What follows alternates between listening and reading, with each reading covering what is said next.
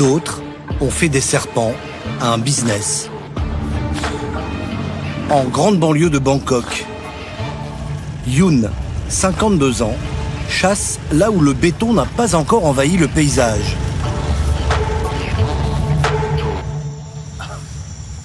T'as attrapé quelque chose? Par ici, il y a des rats et ça attire les cobras. Là, on voit un trou de cobra.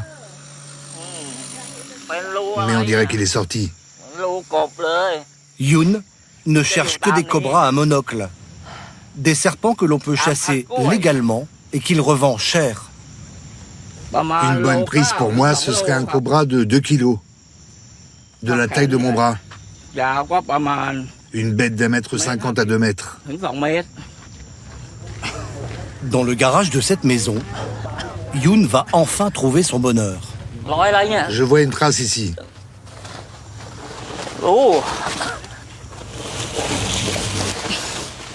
J'en ai trouvé un. Restez derrière moi. Un cobra de près de 2 mètres. On peut voir qu'il est en train de muer.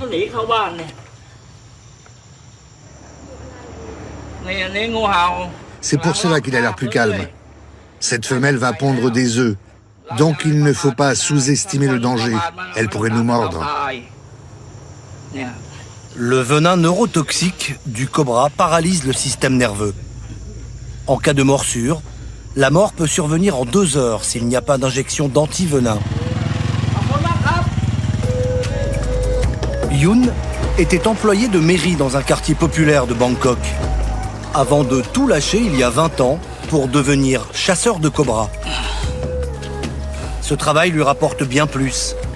Chaque jour, il revend son butin à l'un des seuls restaurants de la ville qui cuisine le serpent. Bonjour tout le monde. On va voir combien il pèse.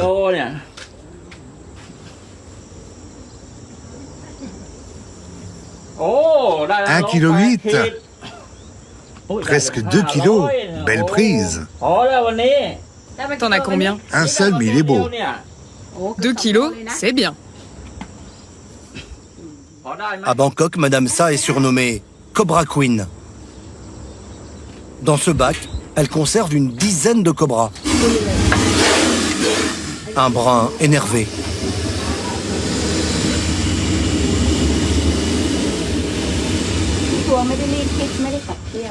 Ton cobra de 2 kilos, je t'en donne 30 €. Merci. 30 €, c'est ce que Monsieur Yoon gagnait en 3 jours quand il était employé de mairie. Madame Sa manipule ses cobras comme des toutous. Regardez comme il est beau.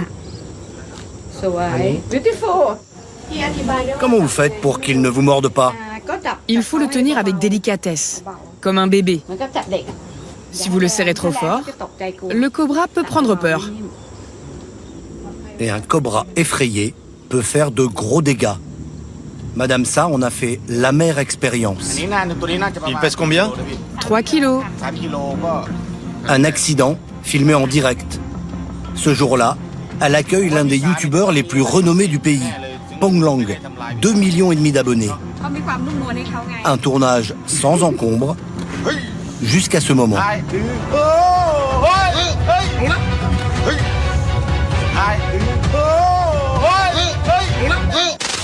C'est la première fois qu'elle se fait mordre. Tout de suite, Madame Sa emploie les bons gestes. Rinçage à l'eau froide. Et pression pour faire sortir le venin. Puis direction l'hôpital, où elle tombera dans le coma. Un mois plus tard, le youtubeur la retrouve, à peine sortie d'affaires. J'ai failli mourir, mais ça va mieux.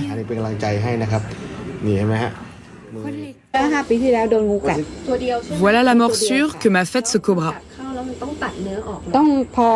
Ils ont dû me couper la peau tout autour. Elle commençait à nécroser. J'ai passé 1 semaine en soins intensifs et 1 mois à l'hôpital. Les gens pensaient que j'allais mourir, mais j'ai gardé mon calme. Je savais que c'était le seul moyen pour éviter que le venin se répande trop vite dans tout le corps. Vous avez encore des séquelles? Oui, j'ai perdu de la sensibilité dans les mains et dans les pieds. Madame Sa n'est pas rancunière. Mais ces cobras finissent tous de la même manière, à la casserole. La peau, je ne la cuisine pas. Je la revends à un marchand qui en fait des sacs. Elle retire le venin,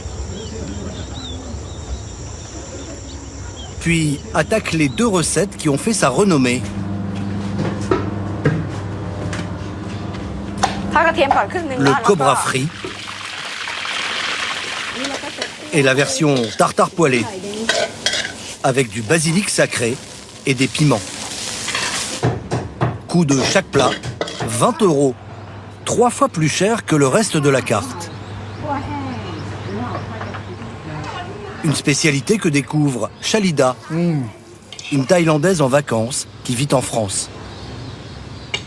C'est un petit peu comme le crocodile. Le crocodile? Ouais, très bon. Franchement, c'est très bon. Ici, ils ont pensé que c'est bon pour la santé, c'est de l'énergie, ça remonte le hormone, tu vois. Ça va remonter quoi? Hormone pour le... Les hormones? Ouais. Pour quelque chose, voilà. Vous confirmez, monsieur, c'est efficace? Oui, ça marche. J'ai chaud, vous voyez, je suis déjà en nage.